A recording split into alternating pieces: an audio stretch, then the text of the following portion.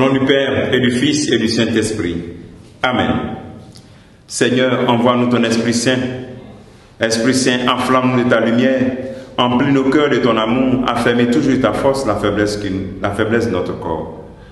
Ô Seigneur, envoie ton Esprit, tout sera créé et tu renouvelleras la face de la terre. Bien-aimés dans Christ, nous sommes aujourd'hui, nous sommes au 5 octobre 2022 et la parole de Dieu qui nous est proposée est celle de l'évangile de Luc, chapitre 11, verset 1 à 4. Il arriva que Jésus, à un certain lieu, était en prière. Quand il eut terminé, un de ses disciples lui demanda, « Seigneur, apprends-nous à prier comme Jean le Baptiste, lui aussi l'a appris à ses disciples. » Et il leur répondit, « Quand vous priez, dites, « Père, que ton nom soit sanctifié, que ton règne vienne, donne-nous le pain dont nous avons besoin.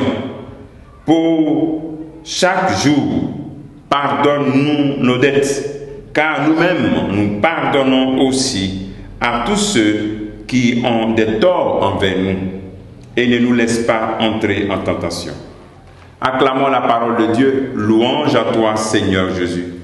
Voici que dans ce passage de Luc chapitre 11, versets 1 à 4, nous découvrons Jésus qui prie. Jésus, le Fils de Dieu, prie. Alors quand Jésus prie, il nous interpelle, il nous montre le sens vraiment de la prière. Lui qui dit, qui m'a vu a vu le Père. Donc il était vraiment dans cette pleine communion avec son Père. Avait-il besoin de prier? Mais Jésus nous montre le chemin, montre que la prière est cette communion avec Dieu. De quoi Jésus avait besoin? La prière n'est pas une série de demandes. C'est d'abord la communion avec Dieu. La disposition à dire, Dieu, je suis dans ta main. Je vais faire tout ce que tu me demandes. L'abandon. Et voici qu'en regardant cette attitude, cette prière vraiment fondamentale de Christ, ses disciples demandent, apprends-nous à prier. Et il leur montre cette prière. Cette prière que nous faisons, qui est la prière que Jésus lui-même a dû faire, qui a fait et qui a montré à ses disciples. Alors nous devons être fiers de faire cette prière. Souvent on entend d'autres dire non, ce sont des prières qu'on apprend par cœur. Non. Ici cette prière est un programme d'action. Ici la version de Luc résume en 5 pétitions, 5 demandes. 2 demandes en relation avec Dieu et 2 en relation avec nos prochains. Voilà. La relation verticale, relation avec Dieu, et puis horizontale, relation avec nos prochains. Je commence avec l'introduction, notre Père qui est aux cieux. Reconnaître que Dieu est ton Père. Reconnaître que Dieu est ton Père et qui n'a rien à voir avec les paternités terrestres. C'est une paternité céleste qui n'abandonne pas. Reconnaître que Dieu est ton Père, ça doit t'amener, même si tu as fait une mauvaise expérience de la paternité, mais découvrir ce Dieu comme ton Père et l'aimer. Et savoir qu'il y a quelqu'un qui prend soin de toi.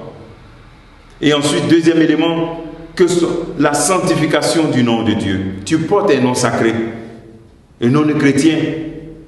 Dans les villages, souvent quand tu fais quelque chose, on dit qui est ton papa? Donc dis-toi que tu portes un nom. Et donc partout où tu passes, arrive à faire de telle sorte que tu puisses honorer ce nom de chrétien que tu portes. Un nom sacré, un nom grand. Parce que ce n'est pas n'importe qui est ton papa, c'est Dieu, créateur de l'univers. Prends soin de ce nom.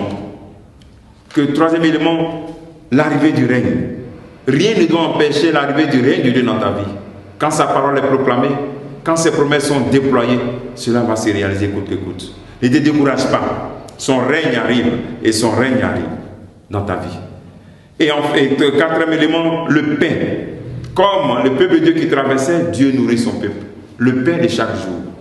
Comprendre que la vie ne consiste pas forcément à terroriser, à gagner beaucoup, à rechercher autant, mais à rechercher la plus grande richesse. C'est Dieu, sa parole, qui doit nous enrichir, qui doit nous remplir. Et cinquième dernière demande de cette prière, c'est de demander le pardon de nos dettes. La grâce, la miséricorde, et Dieu nous donne cette grâce. On va demander au Seigneur de nous donner de faire cette prière, de faire de la prière un programme de vie. Et non pas une série de demandes. La prière est un moment de rentrer dans la volonté de Dieu et de laisser son règne arriver dans notre vie. Comme moment d'examen et de réflexion, tu peux refaire le Notre Père et puis voir toutes les demandes qu'il y a et voir comment tu réalises cela dans ta vie. Que le Seigneur te bénisse, que nous bénisse tous en ce jour, au nom du Père et du Fils et du Saint-Esprit. Amen.